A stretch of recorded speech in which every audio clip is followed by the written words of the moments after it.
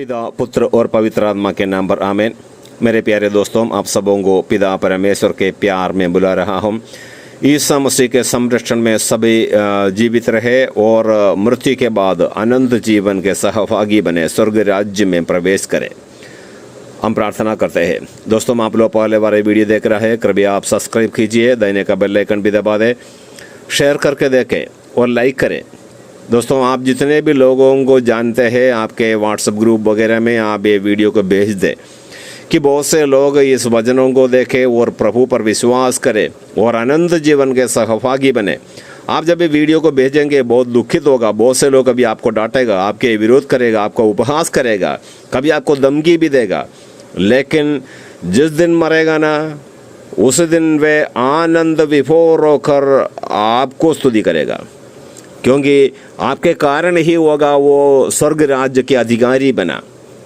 मेरे दोस्तों, संत यूहन्ना के सुसमाचार अध्याय 9 का 6 से लेकर हम एक कार्य को देखते हैं। एक अंधा यीशु के पास आया, जो जन्मांधा, जो देख नहीं पाता था। उन्होंने यह कहकर भूमि पर थूका और यीशु के पास जब आया, प्रभु यीशु ने भूमि पर थूका और वहाँ से मिट्टी लिया, मिट्टी सानी, और वह मिट्टी अंधे की आंखों पर लगाकर उससे कहा, जाओ सिलोआम के कुंड में नहा लो।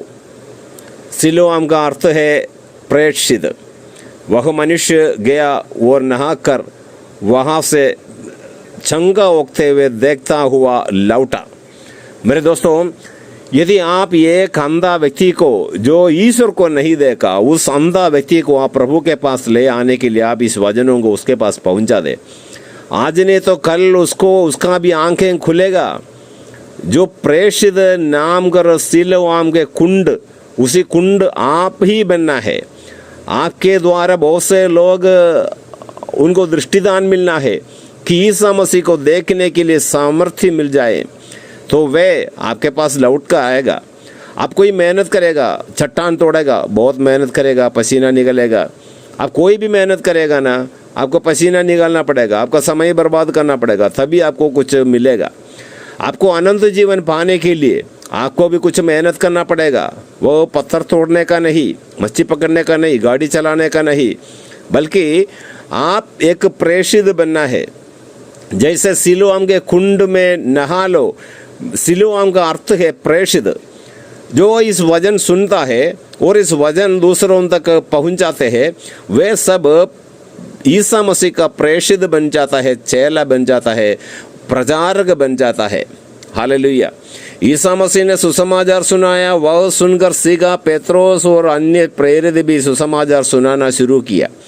वे लोग सुसमाचार सुनाया, हमने नहीं सुना, लेकिन पवित्र वचनों में लिख रखा, इसीलिए हम विश्वास करते हुए, विश्वास के साथ प्रार्थनामय जीवन बिताते हुए इस वचनों को हम आपके पास पहुंचा रहा है कि आप जो इस वचन को सुनता है, विश्वास करता है, वे अन्य लोगों तक पहुंचा दे।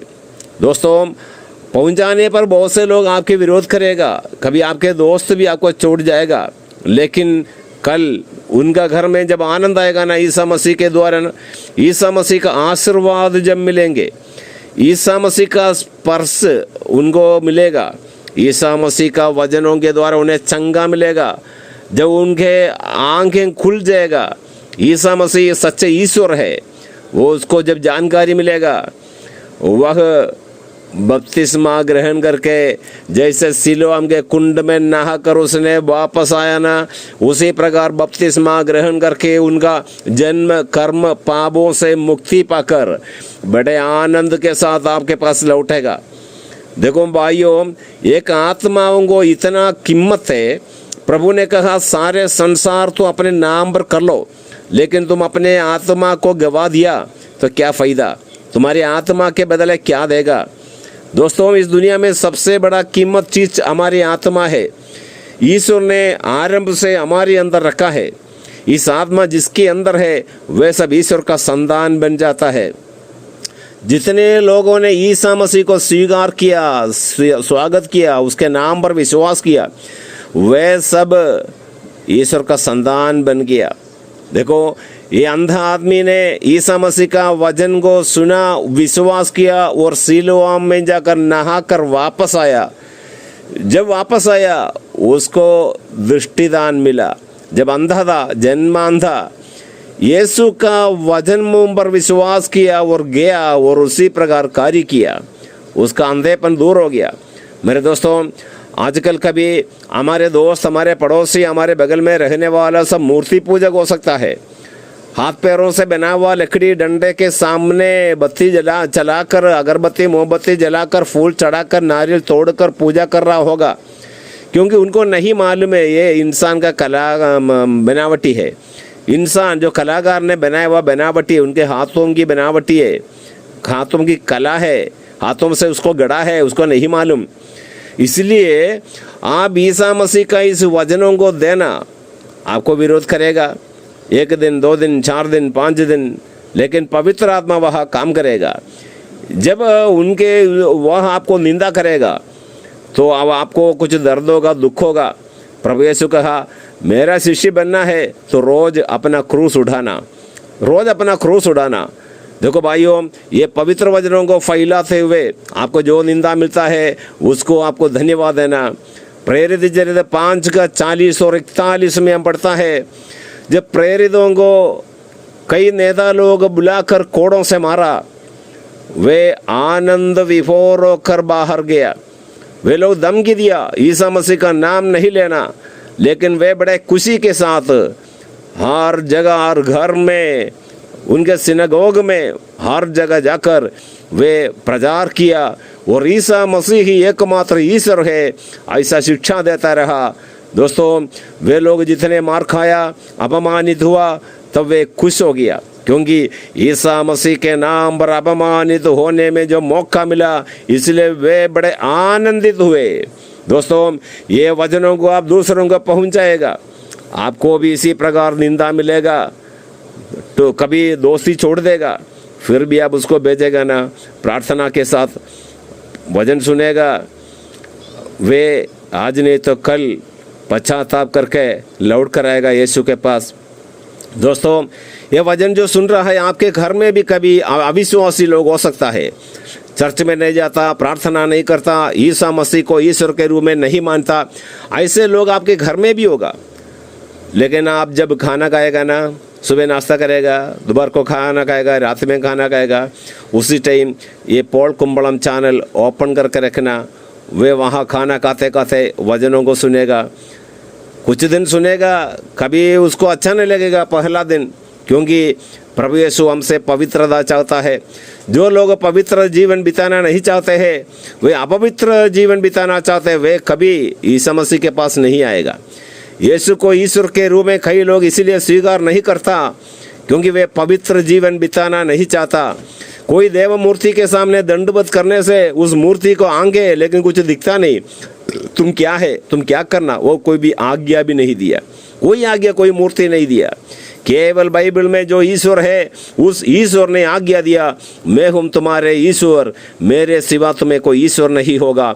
उस ईश्वर जब इंसान बनकर आया, एक जन्मांधे उनके पास आया, और ईश्वर ने ईसा मसीह मिट्टी पर थूका और मिट्टी सानी और उसकी आंगों पर लगाया और कहा, सिलोआम कुंड में जाकर नहा लो। उसने नहा लिया और उसने चंगाई पाया, उसने लौटकर यीशु के पास आया।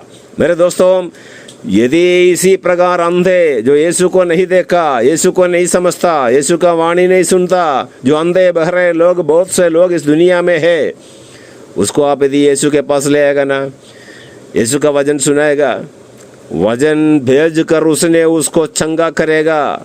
क्योंकि स्तोत्र ग्रंथ 107 का 20 में लिखा है, उसने अपने वचन भेजकर, वाणी भेजकर उनको स्वास्थ्य लाभ दिया। मेरे दोस्तों, ये जो वचन सुनता है, जो भी अंधा, जो विश्वास नहीं करता, यीशु को नहीं देखा, यीशु के पास नहीं आया अभी तक, यीशु का नाम नहीं लेता, यीशु का नाम लेने में लज्जा का अनुभव करता है, उनको ये वाणी सुना, वो 4 दिन सुनेगा, 5वां दिन वे भी उन्हें महसूस होगा, ईसा मसीह ही ईश्वर है, क्योंकि पवित्र आत्मा काम करेगा। हमारे बुद्धि नहीं, हमारे शक्ति नहीं, हमारे आवाज नहीं, बल्कि पवित्र आत्मा वह काम करेगा। जहाँ ईश्वर के वचन दोहराया जा रहा है वहाँ पर पवित्र आत्मा अपने सारे शक्ति के साथ वहाँ काम करेगा और हर एक व्यक्ति को बदल देगा। उसके अंदर पवित्र आत्मा आकर उन्हें शिक्षा देगा। ईश्वर तुम्हारे अंदर जो बैठने वाला, तुम्हें जो जीवन देने वाला ईश्वर, वो सच्चे ईश्वर इंसान बनकर आया, वही ईसा मसीह है। Hallelujah, hallelujah. देखो भाइयों, मैंने घमंडियों से कहा घमंड मत करो और दुष्टों से अपना सिर मत उड़ाओ।